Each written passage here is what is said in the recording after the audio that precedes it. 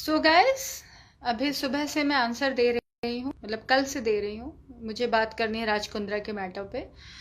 जिनको भी मेरे आंसर्स नहीं मिल पाए हैं वो यहाँ से डाउनलोड कर सकते हैं। मैं बहुत सारे लोगों को अटेंड नहीं कर पा रही हूँ, बहुत सारे लोगों को मैं रिप्लाई नहीं कर पा रही हूँ। मेरे सारे आंसर्स यहाँ से डाउनलोड कर लें।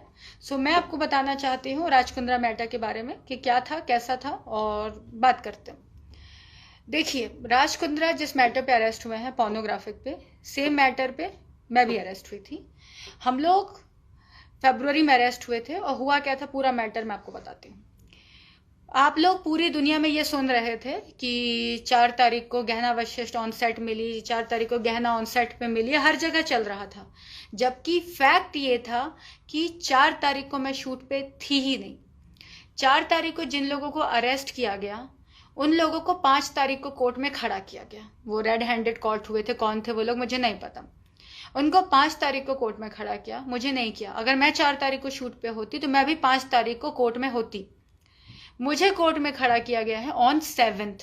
मैं 7th को कोर्ट में थी। दूसरी चीज, मेरी चार्जशीट पे, जो कि 3 मंथ्स पहले आ गई है, मेरे अरेस्ट होने के 2 मंथ्स के बाद, मेरी चार्जशीट पे ये लिखा हुआ है कि मुझे इन्होंने 6 फरवरी को क्राइम ब्रांच के ऑफिस में बुलाया, मेरी झड़ती ली, और मेरे अंदर से लैपटॉप गिरा, मेरे अंदर से 3 फोन गिरे, और उसके बाद इन लोगों ने मुझे अरेस्ट कर लिया। और मुझे बताइए, ऐसा होता है कि आपके अंदर से लैपटॉप और फोन गिरे? लॉजिकल, सच इनलॉजिकल।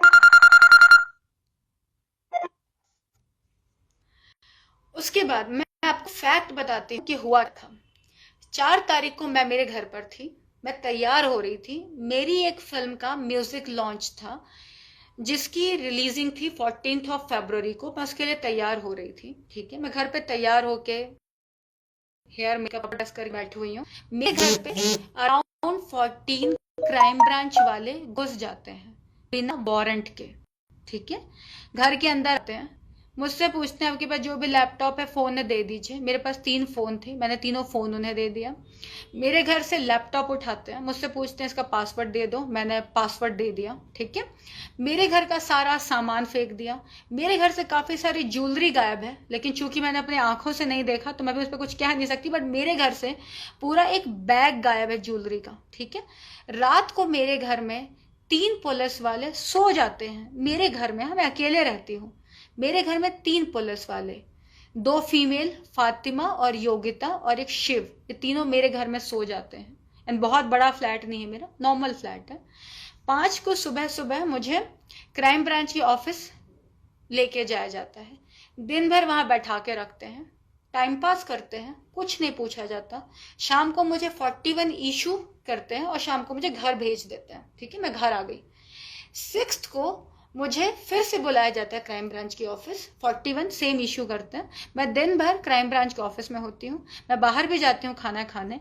अगर मैं गलत होती तो I would have taken anticipatory bell.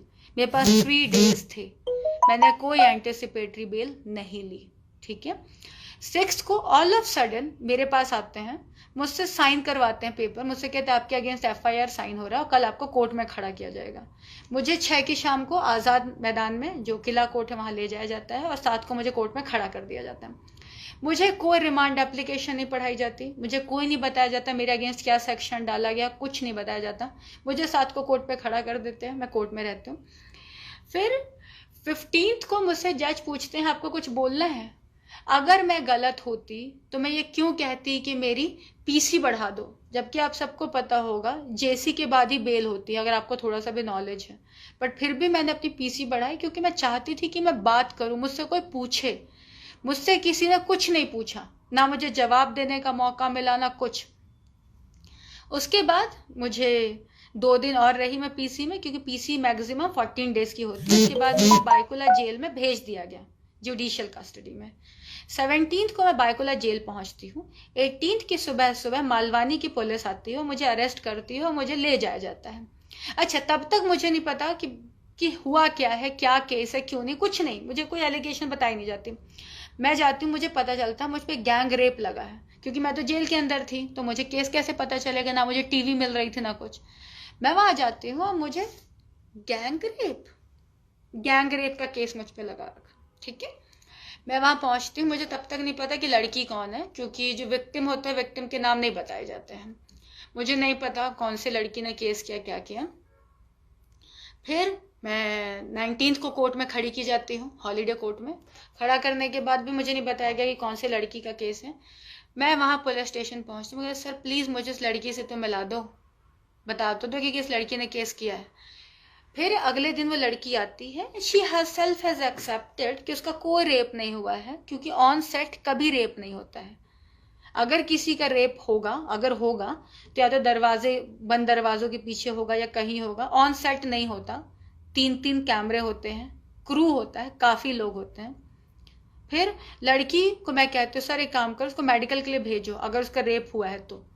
Medical के लिए जैसे उसकी बात होती है, वो लड़की 2nd फ्लोर से नीचे भागती है, 2 WPC उसको उठा के ऊपर लाते हैं, फिर वो भागती है, फिर उसको उठा के लाते हैं। अच्छा, शूट कोई भी हो, मैं कभी भी किसी भी एक्टर से कभी नहीं मिलती, ना शूट के पहले ना शूट के बाद, मेरा किसी एक्टर से कोई लेना देना नहीं होता, मैं कभी नहीं मिलती किसी भी एक्टर से। तो अब इस लड़की ने कास्टिंग वाले से मेरा नंबर ले लिया था, and she has started texting me कि ma'am it was lovely working with you, loved working with you, बहुत अच्छा लगा आपके साथ काम करके, बहुत मजा है। अगर किसी लड़की का गैंग रेप होगा तो वैसे मैसेजेस करेगी।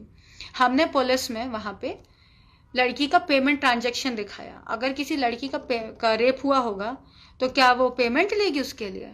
कौन पैसे लेता है रेप करवाने का? अगर एक किसी लड़की का रेप होगा तो वह NOC वीडियो देगी, NOC वीडियो है, प्रमोशनल वीडियो है, सब कुछ। लेकिन ये सब कब दिखाए जाएंगे? जब केस खुलेगा।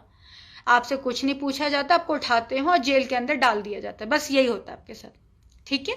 अब उसके बाद मुझे उठाते हैं, 8 दिन मैं पुलिस कस्टडी में होती हूँ, जहां मुझसे कुछ नहीं पूछा जाता और मुझे उठा के जेल में डाल दिया जाता है। 2 मंथ्स के बाद मेरी क्राइम ब्रांच वाली चार्जशीट फॉल होती है, मेरे को बेल मिल जाती है, बट स्टिल मैं जेल में हूँ गैंग रेप के लिए। मैं गैंग रेप के मैटर से जब मेरी बेल हुई, मैं बाहर निकली 2 टर्म्स ऑफ कंडीशन के साथ, उसमें है मैं बाहर निकलती हूँ, मैं पूछती हूँ कि क्या किसी की इंक्वायरी हुई थी, क्या किसी को क्वेश्चन, कुछ नहीं।